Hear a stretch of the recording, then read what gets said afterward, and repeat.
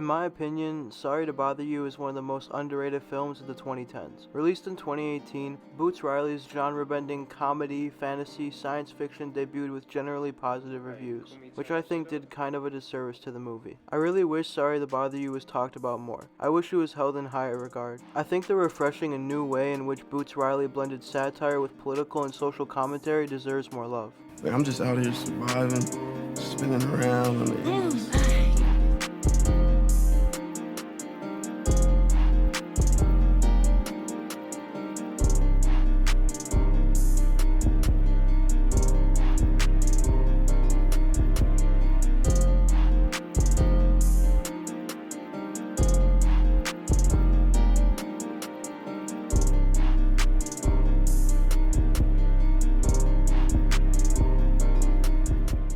Let's start at the very beginning. Cash and his girlfriend Detroit are living in Cash's uncle Sergio's garage. Cash is 4 months late on rent, and Sergio is in danger of having his house taken from him. Why are they in this position? A position that's certainly not unique to them. Most of us know the system capitalism sets up always affects the poorest people the most.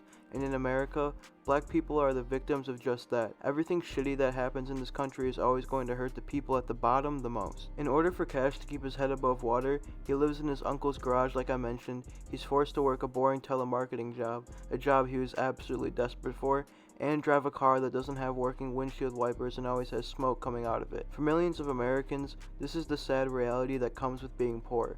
You're left with no other choice but to do things you hate because that's America. If you don't, essentially, you'll die. There's nothing more expensive than being poor. When he starts working his new telemarketing job, two things happen. 1. He makes friends with a guy named Squeeze who's looking to unionize their workplace. And 2. Cash becomes really good at his job. He's advised to use his quote-unquote white voice when talking to people on the phone by a guy named Langston, and immediately he starts making tons of sales. I want to point out here how by using a white voice, Cash was able to propel himself into success. It made me wonder, how many people who get these types of calls in real life hang up the phone if the person doesn't sound white? How many people humor what the caller has to say if they sound what they deem to be more friendly or just white? Racism like this manifests itself in more obvious ways that go under the radar, and other ways that me and you to this day still don't notice. In breaking down this film, I ask for forgiveness if I unknowingly gloss over something important that I didn't pick up on. Anyways, let's continue. Cash finally found something he felt like he was good at, and he's thinking he might be able to get promoted to the illustrious power caller position. The first day the telemarketers start their push to unionize, Cash earns a promotion. He's left with two choices. Either take the promotion and make infinitely more money than he'd ever make being a normal telemarketer, or stick with his friends on his floor and unionize with them. If you were in Cash's shoes, what would you pick? The decision seems obvious, right? If you were living in poverty, wouldn't you just take the money and run? This is another consequence of being poor and capitalism. Here's a number. 14.4%. As of February 2022, 14.4% of people in the United States are living in poverty. Maybe to you, 14.4% might sound like a small number, but do you realize how many people live in the United States?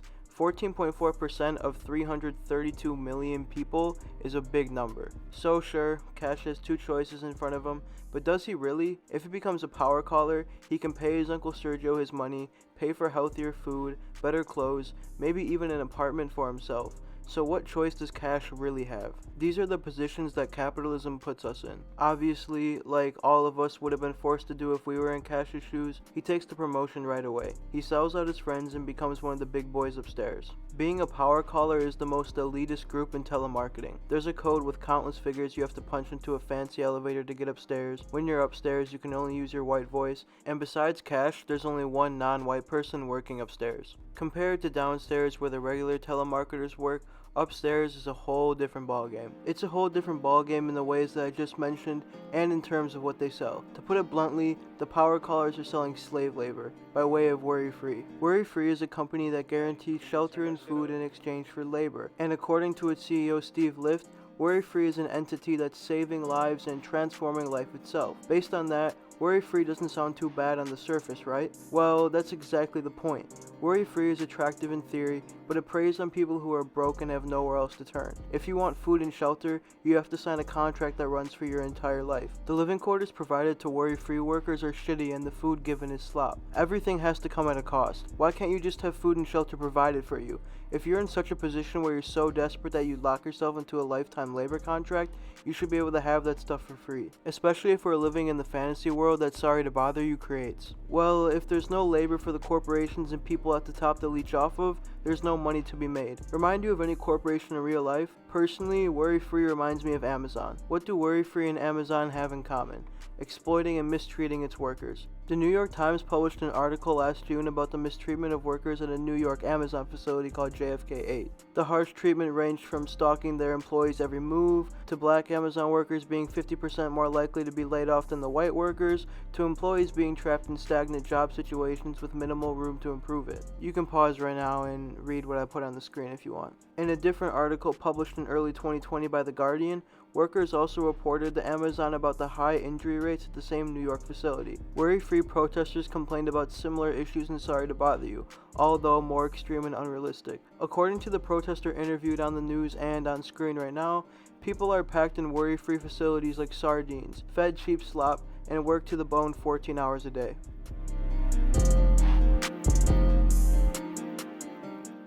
On his way to the top, Cash is able to pay his Uncle Sergio his money. He buys a brand new expensive car and gets his own nice apartment. But getting all of that didn't come without a cost. He abandoned his friends on the first floor and lost his fiancée Detroit. As Cash continues to work under his new promotion, more damning practices are unveiled.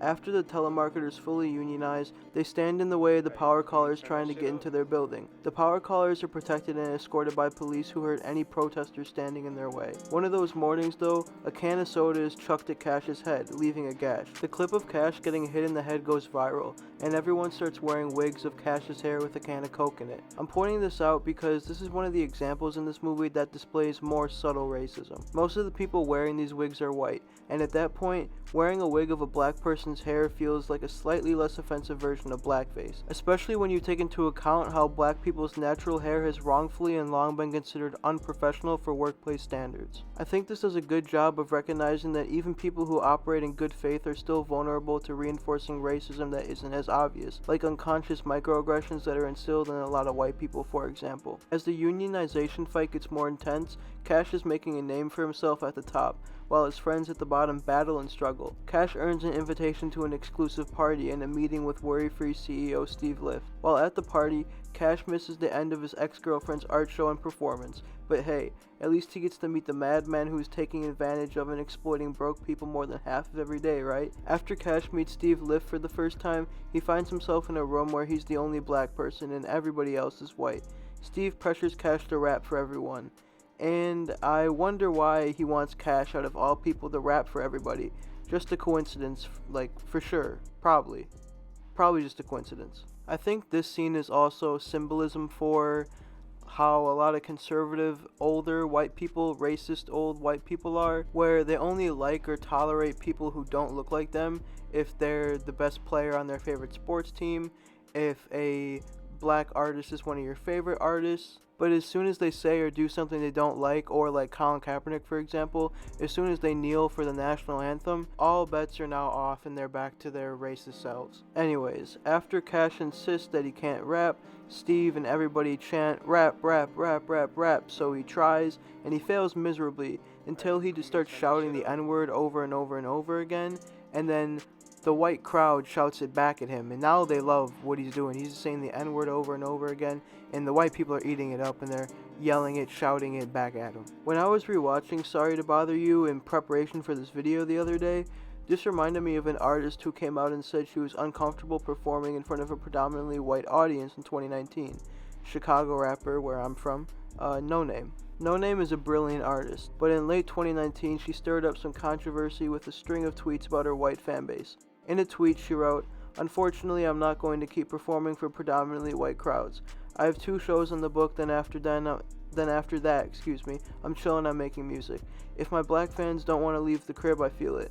I don't want to dance on stage for white people. I feel like that scene conveys at least partially how No Name probably feels when performing for a majority white audience. Her stance is completely valid. Unless you're black, you don't know how it feels to get the N-word yelled back at you, how black artists feel getting their trauma yelled back at them by the same people who created that trauma, etc. For me, that scene really made me realize how black artists may feel while performing for white crowds. And it also makes me wonder how many black artists maybe feel that way and haven't said it publicly. After the party dies down, Steve Lift wants Cash to meet him in his office. This is when the big reveal and turning point in the movie comes in. Cash goes to Lift's office, does a line of coke, then insists he has to piss after Steve wouldn't let him go originally. While making his way to the bathroom, Cash goes through the wrong color door and discovers a group of these half-human, half-horse beings. Steve then calms Cash down, forces him to go back to his office, and explains to him what the Equisapiens are. Steve thinks the Equisapiens are the natural next step in human evolution. Then he proposes Cash $100 million to become one for 5 years and be an inside man for him at Worry Free. This is obviously ridiculous, hence the fantasy part of the film, but to me, this just represents what extreme lengths people at the top go to enrich themselves and maintain and grow their power. The only reason Steve wants to evolve humans into Equisapiens is because Equisapiens would be more efficient workers, therefore giving Steve more control and growing his wealth. Let's examine a few real-life examples for comparison. Jeff Bezos, since we were previously on the topic of Amazon, and Elon Musk. According to the New York Times, Jeff Bezos encouraged his workers to work against each other by shutting down their fellow co-workers' ideas in meetings, reporting them via the Anytime feedback tool, and he created a toxic corporate work environment for all of his workers. Go ahead and pause right now if you want to read further.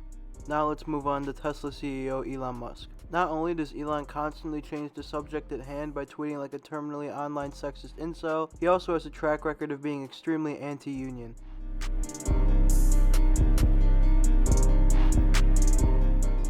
Remember, these things are always just distractions to get people talking about something else. The ultra-rich will do anything to sway the conversation away from them getting taxed more, among other things as well.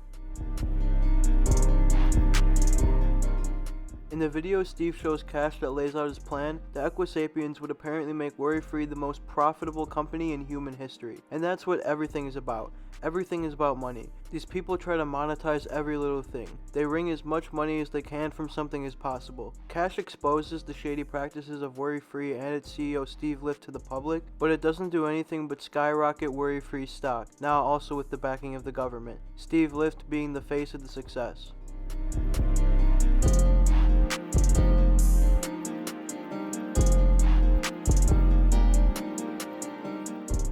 What can we take away from Sorry to Bother You? It's a brilliant commentary on the situation racism, capitalism, and worker exploitation has created for us in America today. Sorry to Bother You toes the line of realism and fantasy perfectly. It shows us the problems that exist today and pushes them to a more unrealistic extent of what we might be in for in the future. The parallels in present-day America and the hyper-realistic fantasy world Sorry to Bother You lives in are apparent and accurate. I thank Boots Riley and the entire cast, Lakeith Stanfield, Tessa Thompson, Stephen Yeun, etc., for creating something so important in today's day and age. Sorry to Bother You deserves more praise, love, and recognition. I hope I provided just that with this video.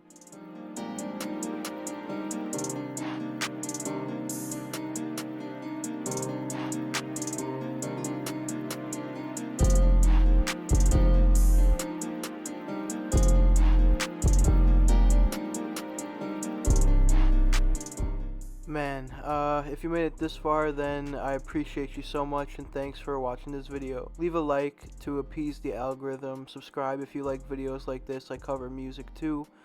This took me forever, so feedback, support is very much appreciated as always. And yep, that's all for now. See you soon. All on my own, doing shit solo. You can't come my way. Knowing me, I never like photos. I ain't got time today. Yeah, I pour it up, drinking till I've had enough. Saying I'm so fucked up, but I don't care. I just be good. I told myself what I know, ain't no help me, hell no. Listen, so far gone. I say what's real in my song.